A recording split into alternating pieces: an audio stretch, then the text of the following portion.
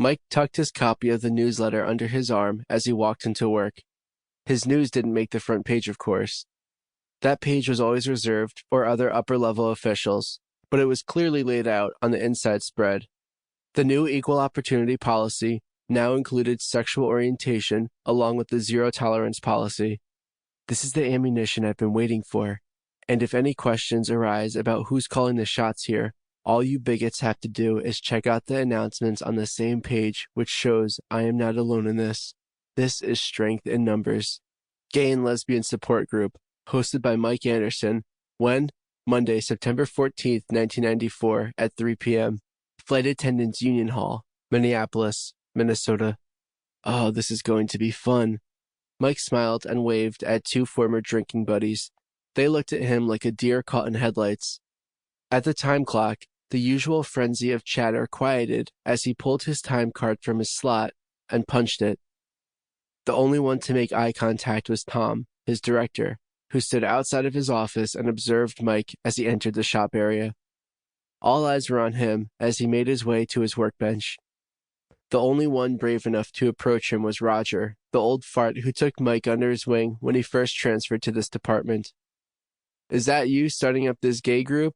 Or is that the Harley biker, Mike Anderson?" Roger took the seat next to Mike and grinned.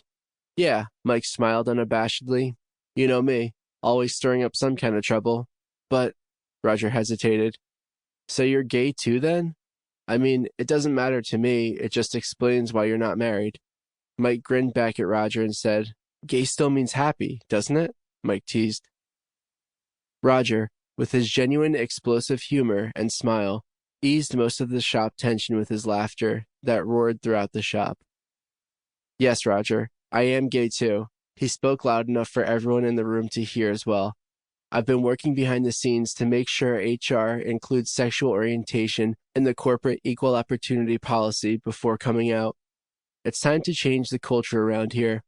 Everyone will now be held accountable for any verbal gay bashing that may occur towards me or any other employees here as well. Zero tolerance means zero tolerance. I do not care if people don't like it. I'm tired of hearing all this Christian intolerance towards gays. I'm not out to change anyone's personal religious views, but I can change people's behavior while they're here at work." "Wow," Roger was the first to speak. "I hope I haven't said anything in the past that might have offended you." "No, Roger, you haven't. It was when certain people," Mike shot a glance at his manager, Joe, "went out of their way to make life rough for me when they knew my sister was a lesbian. That's when I knew I had to do something. It was either change Northwest Airlines' hostile environment, keep quiet, or go back to drinking." "You should have quit and gone back to drinking," a coworker shouted from the back. "I've got 3 young boys at home, and I don't believe you or any other fag should have special rights, and especially not teachers." "Hold on there, Frank. Anita Bryant and the Briggs Amendment were defeated way back in the 70s. Welcome to the 90s. Regardless of which, everyone is entitled to his own opinion. You just won't be able to verbalize it here at work. I don't believe in gay rights. Mike, you can go straight to hell if you don't like it. Northwest Airlines can shove this new equal opportunity policy up its ass." "Hey," Mike stood and looked at Frank directly in the eye. "I don't expect you to approve.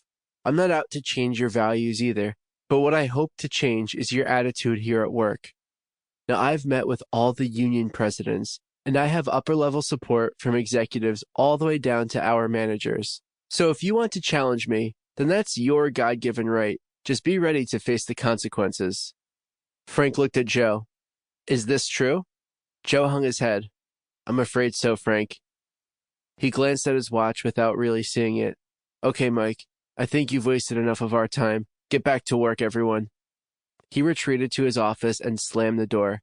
Mike marched into Joe's office and slammed the door for all to hear. "If I don't have your support, one of us will need to leave here. Now, do you understand me? I didn't appreciate you indicating that I caused a problem when you're the one who let it get out of control. Do we need to discuss this further in HR's office? I'm going to make sure Tom, our director, backs me on this. I'll be right back. I'm going down to speak with him because it doesn't feel like he's had this talk with you yet." Joe's face turned beet red as Mike left the office and slammed the door once more as he walked briskly towards the shop's exit.